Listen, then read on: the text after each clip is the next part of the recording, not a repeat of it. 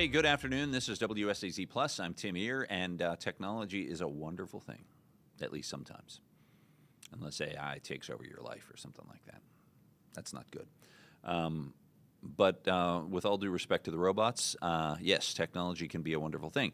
And a perfect example of that is happening today in our region. And what I'm talking about is a business. There's a business man in Milton who's excuse me, working with drone technology, and this business man wants to make the drone technology available to law enforcement, fire departments, especially those who work in hazmat situations, where you send a drone in instead of a human. The drone assesses the situation before any humans would ever be sent in. Great idea, great use of technology, and a perfect example of why a business like this is vital. Andrew Colgrove is in Milton, and he actually just conducted an interview with said businessman, and we're going to hear from that interview right now. As a matter of fact, I think Andrew's ready to roll that interview right now. Andrew, go ahead. Well, thank you very much, Tim, and happy belated President's Day to all our viewers on WSAZ Plus. Was busy on Monday, didn't get a chance to be live with you on WSAZ Plus, so I wanted to get that out of the way first of all. So right now I am in Milton, being joined by David Crabtree. He is the founder of HAU. They moved into this facility in Milton, across from the flea market on Route 60, if you're familiar with Milton. And he's got an exciting project that is just getting underway. He has partnered with an organization called MITRE that is based out of close to Washington, D.C. Can you tell us a little bit about what you're working on? Sure, I'd love to. Late last year, I was approached by the MITRE Corporation asking me if I'd be interested in becoming their new manufacturing partner to bring some of their drone technology that was developed for the federal government to the local, state level, and lower public safety organizations. And the gist of it is, with this technology, you're going to be able to make this more affordable for organizations when they respond to emergencies, to basically make it safer for them while they're responding to potential emergencies. They don't have to get as close, and they can use this to determine the level of danger. Is that right? Absolutely. What this sensor will do, it's called the Ghost, and what the Ghost will do is take non-traditional drone sensors and sensing capability and put it on any drone that they already have in their fleet. So radiation, hazardous gases, chemicals, we'll be able to use this to detect that from the air and keep the humans out of harm's way and develop an accurate perimeter much faster. And you say you're actively looking to hire a few people here for this project as well. Tell me about that. Oh yeah, I have to. I can't do it all on my own. So I'll have to hire people, a couple people to help manufacture this sensor, to help with the administrative side of the business, and even with demos and training for this technology. You've partnered with Marshall University as well. Tell me about that. Yeah, I told Marshall University, the Advanced Manufacturing Center, about what we were doing here, and they were interested in stepping in and helping out. And they've recently granted me some funds to help, refine the design and build mounts to mount it on different drones to make it truly drone agnostic. We can put it on any drone that can carry it. Okay. And prior to this project, since I think you said last March, you've been training new drone pilots. You say you've had people signing up to take the courses of every age. How's that been going? It's been going great. I wish I could do more in-house training. I train for the state, and we've trained hundreds of first responders throughout West Virginia. But I'm really trying to focus some on getting a trainer in here to train more people off the street, because the industry is, it's growing by leaps and bounds, and it's a new job that we could bring to West Virginia.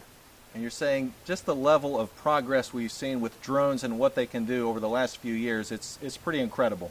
It's very incredible. They're not just toys anymore. I think a lot of people are still under that perception. But what we can do with the drone now, they're flying robots. There's so much we can do with them, and the technology keeps advancing, faster than we can keep up with it. So. Well, thank you for your time, Tim.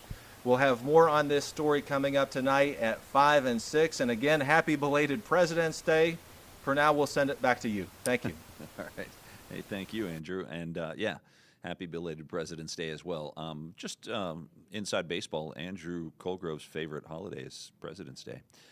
Big historian, Andrew is. So we appreciate him taking the time to recognize that fine American holiday. So we're going to have some other news coming up here in just a little bit. Chelsea, how soon do you think we're going to be doing the airport? We actually are on it right now. If you want to switch over to our live events tab. Ooh. On our secondary stream, I can tell you right now. The live event tab. Okay. Jim Justice is there along with Senator Shelley Moore Capito. Okay. Everybody gathering into place. Mayor Amy Schuler-Goodwin is there. Mm-hmm. So all the big names. It looks like Vince Salengo. Everybody's ready. Oh, I see. As a matter of fact, we can take a look at it right now. Yeah, show the people. Yeah. Yeah. Yep. So if you want to watch that, it's over on assist with this project. That partnership matters, and it reflects a shared commitment to strengthening infrastructure in West Virginia. We are also so grateful to members of our state and local government that are here today, Mayor Goodwin, as well as all of our county commissioners, Commission President Salengo, Commissioner Wheeler, and Commissioner Tennant, as well as representatives from the Central West Virginia Regional Airport Authority Board that have joined us today. Airports operate through collaboration, and projects of this scale only move forward when leaders at every level work together. We appreciate your support, and we look forward to continuing this project together. And at this time, it is my honor to welcome Senator Shelley Moore Capito and Senator Jim Justice.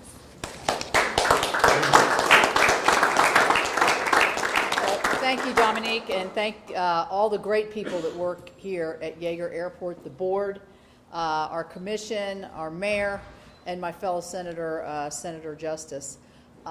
This is a tremendous shot in the arm for our community, our region. Many times I fly out of this airport almost weekly and into the airport almost weekly. And every time I'm meeting somebody, not just from Kanawha County, they're from Cabell County or Wood County or Ohio or Kentucky, because this is really a hub. And with this expansion and this modernization, I think it'll have the ability to really grow into the airport that we know we want to see it become into the future. So basically, Senator, always, once a governor, always a governor. Senator Justice and I teamed up together here to do what I think you would want us to do, and that is to find the congressionally directed dollars to specific projects that are important to us here in West Virginia. And that's what we were able to do. $25 million is a pretty good shot in the arm, I think, but I think those of you who are listening and those of you who are going to see this need to remember this is your tax dollars coming back in to enhance your own experience and your infrastructure. This is not our money, this is your money coming back to you. It's just that we're that privilege to be able to be those people that can direct that spending into a well-developed visionary plan such as we see here at the airport. Now, experience here, as I said, I travel frequently here. We need this. We need this not just for the ease of travel, but we need it for our own safety. Things are changing every single day. Planes are changing every single day, and we have to be agile to be able to compete and to be able to draw in the best kinds of aircraft and employees and businesses, because if we don't have an active airport, we are really going to have, it really hampers in your economic development.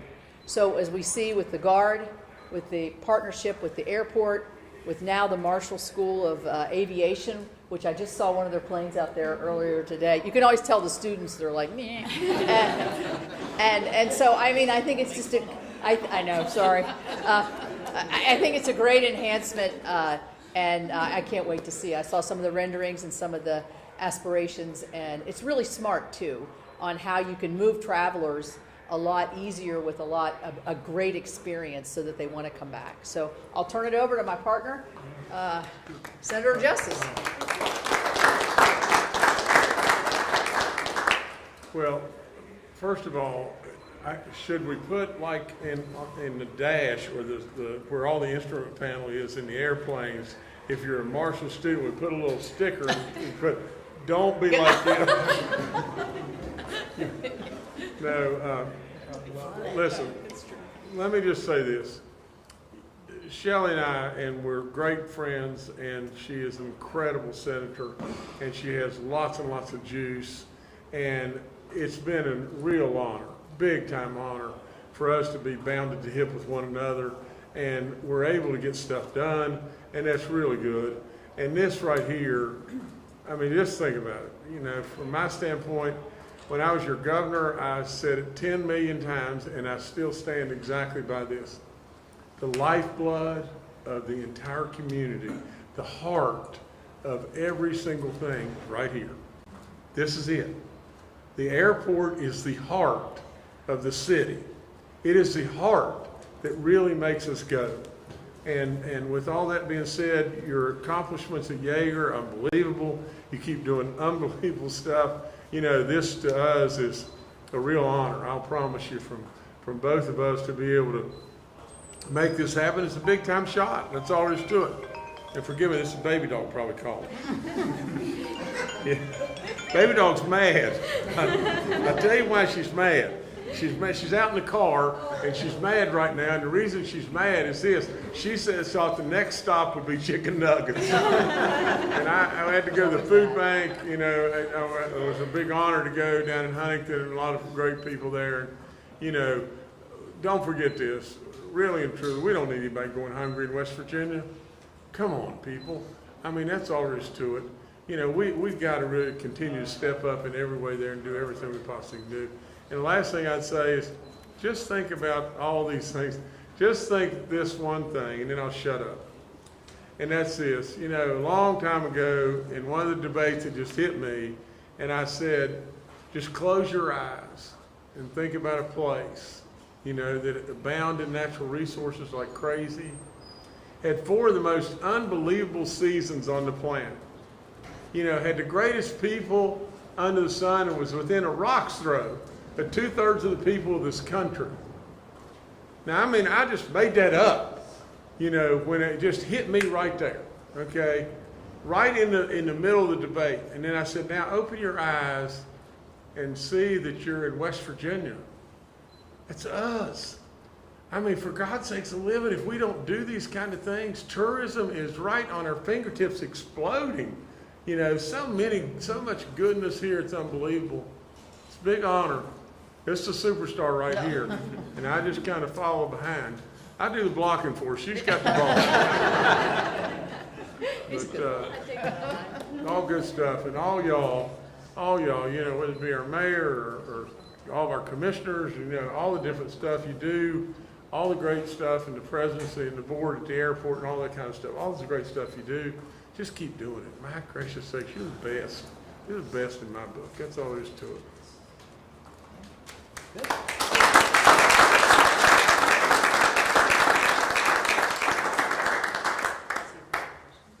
All right, well, there we go. Does as anyone you have just any saw, questions that you'd like to address to the group? We can also break off and do individual Shelley interviews Moore-Capito for referred to you. him as the governor, and he just kind of laughed. She said, oh, he's a governor, once a governor. And, of course, he had to bring Baby Dog into it. It's been a long time since we've heard. We haven't seen anything. Jim Justice has kind of been like flying low on the radar there for a while. We haven't seen Senator Justice for a while. So he and Senator Shelley Moore-Capito at Yeager, West Virginia International Yeager Airport. It used to just be called Yeager Airport. Now it's West Virginia International Yeager Airport, making an announcement. And what they were talking about is some funding that's going to come through the airport to try to make improvements there. It's never gotten, Yeager Airport has never gotten away changing the name to International of the fact that it is very much a regional airport, much as Huntington Tri-State Airport is a regional airport. The discussion that started in the 1960s to build possibly a midway airport in Putnam County in between Charleston and Huntington, that never took flight, never got off the ground. And then the discussion started once again About 20 years ago, there was discussion about possibly building that midway airport in between.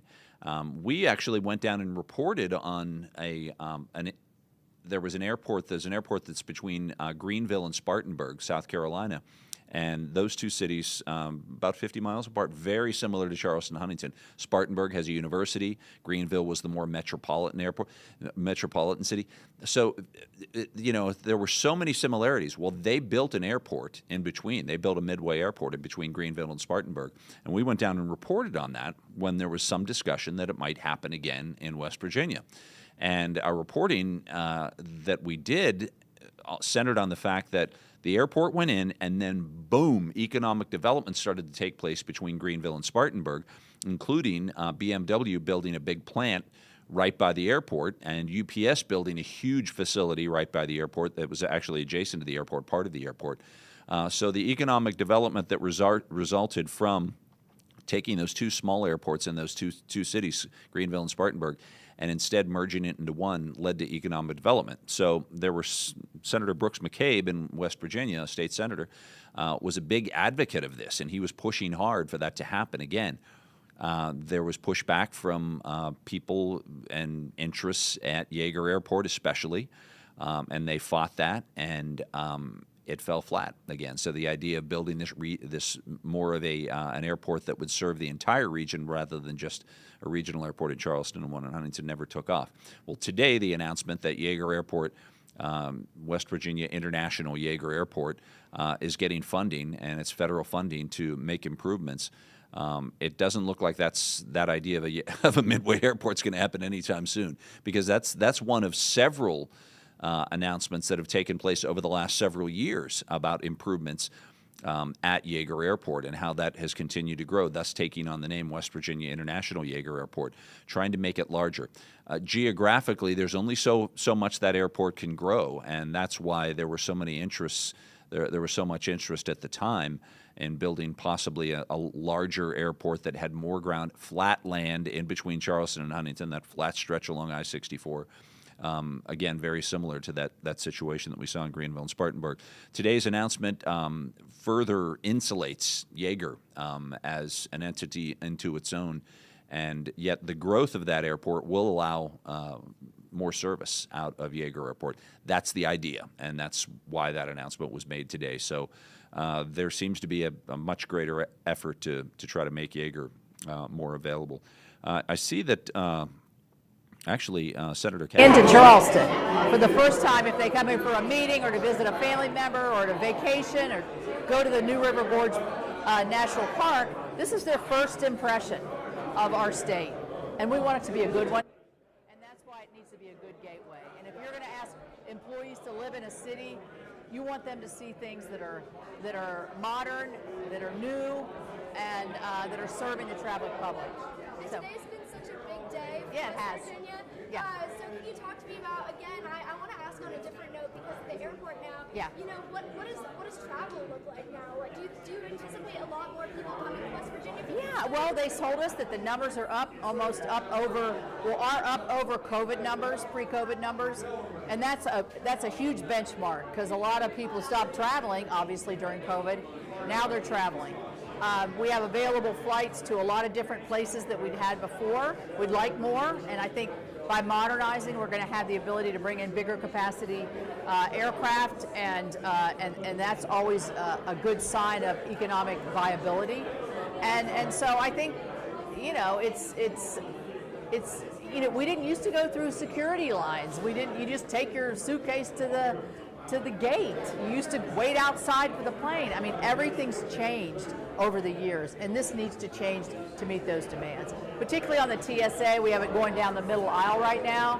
We need it to be off to the side so it's easier to navigate.